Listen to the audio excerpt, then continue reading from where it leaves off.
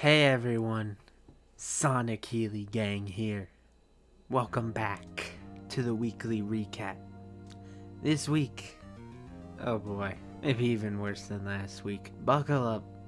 Before we begin, like and subscribe, or I'll ask everybody if it's okay for me to date your once dead, now resurrected husband. The week begins with the aftermath of Carly and Valentine's love affair, when Jason walks in on them. In typical Jason fashion, he no-sells it. Jason tries futilely to convince her to get rid of Valentine. Jason isn't used to not being everybody's hero and having to choose one person to save, and he really doesn't like the feeling of it. They mutually agree that this time they have to handle business on their own. Jason to save Britt, and Carly to save Joss. But they reaffirm their love to each other. This week we got some context as to why Jason has been getting all his affairs in order. Jason plans on skipping town with Britt once they get a hold of a dose of her medication. Jason abandons his children, part 1000. At least he's gonna say goodbye this time. We'd gotten word that Steve Burton would be taking a bit of time off, so this writing off of Jason doesn't come unexpected. But one has to imagine this won't go so smoothly. I mean, Steve is taking time off. That doesn't mean that Kelly T has to as well. So this week we get the beginning of the Jason Morgan farewell tour. The first stop was Michael. Thank you, Uncle Jason, for giving us our contractually mandated one day of Michael. This scene was very sweet. It's nice to see someone not treat Michael like an evil piece of shit for no reason for once. Jason is one of the only people that doesn't do that, so it's sad that he's leaving. He basically just asks Michael to look after Danny while he's gone. He subtly lets slip to Michael that he is leaving, but he doesn't elaborate at all on it. We see after this conversation Michael already starting to look out for Danny. Another wholesome scene. I really hope they build on the relationship with these two. Maybe they would have time for that if they booked Rory for more than one episode a week. Jason always being there for Michael, and now Michael being there for Danny is very heartwarming. I want to see Danny intern at Aurora or something. Can you imagine the mess and the hijinks that could spawn from that? Jason's next stop was going back to Carly's. He gets there while she's not home. I 1000% believe he just has a key to her house. So he decides to take this opportunity to kill Valentine. No, he just threatens him. You are gonna convince me that you're not gonna hurt Carly. Or else? What do you think? He should have shot him just for asking that. Jason gives him the usual, if you hurt her, I will find you and I will kill you. But that man was sitting in the attic alone, literally just daydreaming about when he had sex with her. He's gone.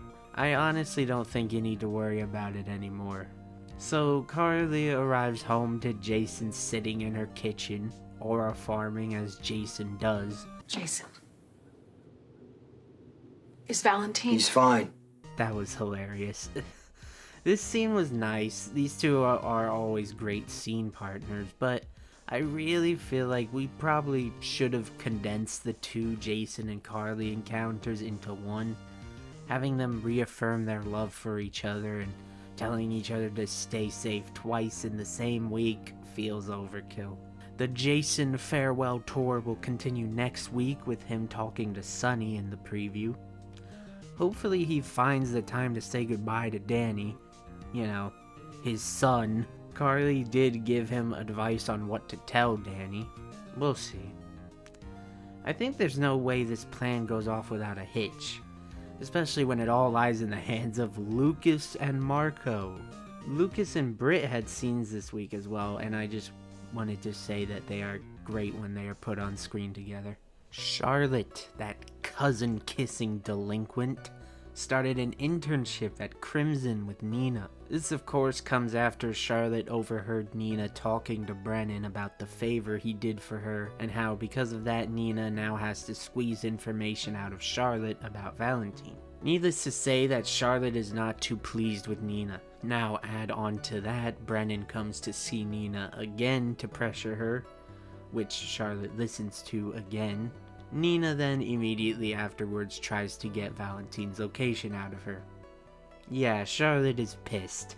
She ends up getting taken to the Quartermaines by Jacinda. Side note, seeing Jacinda actually doing her job was a highlight of the week. I'm going to drop Charlotte off at the Quartermaines so she can spend some time with Danny. And I trust that Charlotte and Danny will stay out of trouble. You know, boss, I'd be happy to take Charlotte to the Quartermaines for you. I'm sure you would. Please give her and Nina more scenes together. The potential for them is incredible. Charlotte gets there and reports what she overheard to her cousin boyfriend Danny, and she promises to bring the wrath of House Cassadine down upon Miss Reeves. That she'll show her what it means to cross the Cassadines. Oh my. Talk your shit, little girl. Nina, you don't know what you've done. Charlotte is the devil reincarnated. Mini Helena right there. You don't want that smoke. She's about to destroy her from the inside, right under her nose. Meanwhile, off at Charlie's, Christina is having Molly and Cody come over to help her gear up for the grand reopening, when suddenly Christina senses a great disturbance. And that's when she gets the call. The alert. Michael is alone with his girlfriend Jacinda. Obviously, Christina cannot let that stand. She rushes out the door to shut that shit down. Immediately, she speeds as fast as she can to the Quartermaines. But she discovers it's worse than she thought. They're engaging in intimacy, by the way. Those two did not say a single word to each other. Like, Michael opened the door, they looked at each other, as the cousin lovers also looked at each other, and then it comes back from break and they're just macking. Okay. Beast mode. I mean, they gotta sneak it in when they can, I guess, because they've got the warden here, Christina, watching them 24/7. Christina thinks fast on her feet and tells Michael her liquor license needs renewed, but we all know that's bullshit. That call she got was her scouts warning her that Jacinda was with Michael. She successfully gets Michael distracted with helping her so that she can talk to Jacinda, all according to plan. They talk about how fun the Charlie's reopening will be. That just gave me a bad feeling in the pit of my stomach. Hopefully not that fucking fun. I mean, the place has a love den built above it and everything. Back at Charlie's, Molly and Cody are alone. We've finally gotten past the stupid book drama and Cody is trying to get romantic. Food, flowers, the whole 9 yards. But Molly's got a problem. Her endometriosis is acting up. I find a story like this hard to talk about in a video like this, which is mainly for comedic purposes. In the beginning, I thought Molly might be pregnant. Because it just seems like this show has baby fever right now. But I remembered she has endometriosis. But then I thought, well, that wouldn't stop this show. But I was informed it is Endometriosis Awareness Month. So this most certainly has to be solely related to that. I just want to say that so far I think they've handled this well. Managed to work it into the show and be informative without feeling overly PSA-like. Kristen and everyone else involved are doing a great job, including Kate Mansi, who plays Christina.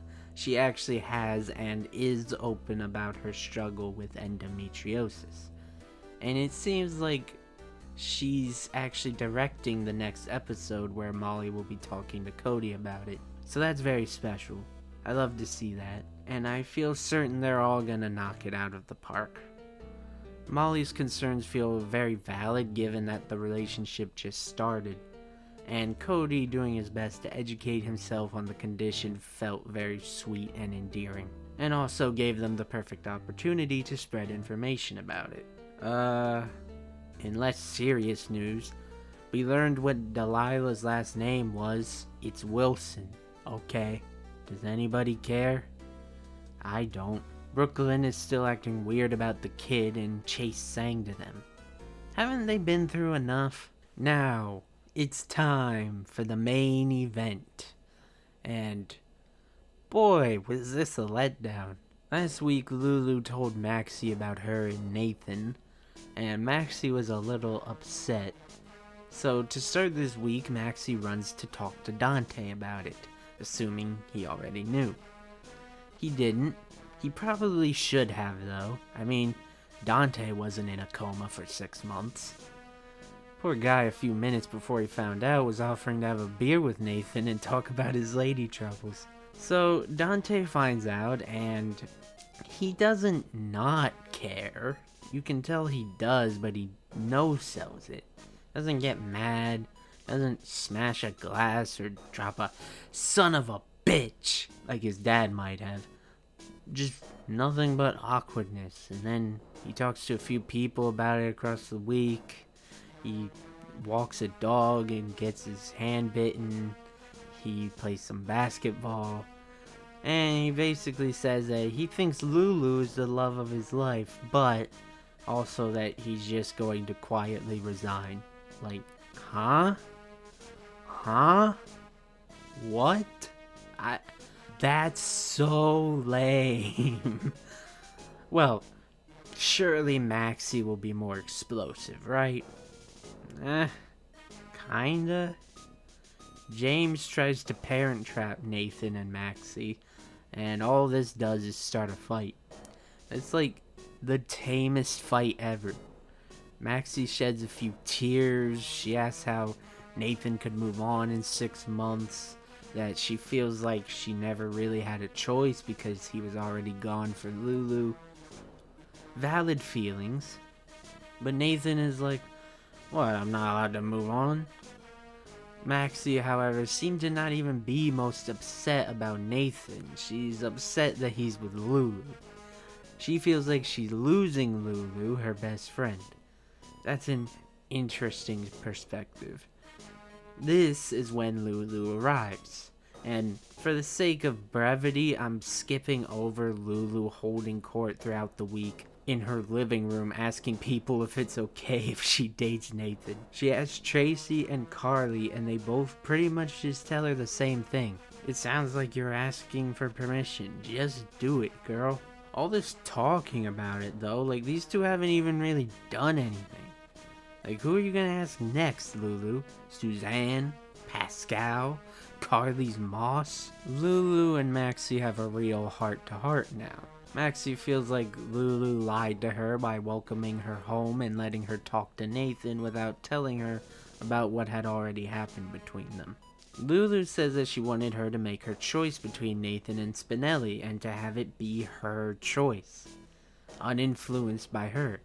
Even if she admits selfishly she wanted Maxie to choose Spinelli. But just when it's starting to get juicy, it's over? What the hell? They kiss and make up. No slaps thrown, no nothing. You're my person. What the fuck is this Hallmark crap? What happened to the game I love? What's going on here? Where's the mess? Dante didn't do crap. He literally just said, stuff happens. Stuff happens? You just lost the love of your life to another, and your response is stuff happens? Maxie was mad for 1 whole week. Wow, 1 singular week. Now it's I don't want to stand in the way of their happiness. What show am I watching? I knew they were owned by Disney, but I didn't realize this show was on the Disney Channel now. This is an extraordinary fumble. They had such a messy setup here. It could have been a love pentagram, a train wreck, and you threw it all away. You losers. What are we doing here? This is a soap opera, bro. Where is the mess? Everything feels so Hallmark now. Outside of like 2 stories, everything feels sanitary and safe and boring. General Hospital, you are a soap. Ironically, what that means is you gotta get messy. Get your head in the game and do it now, or nuke the whole creative team.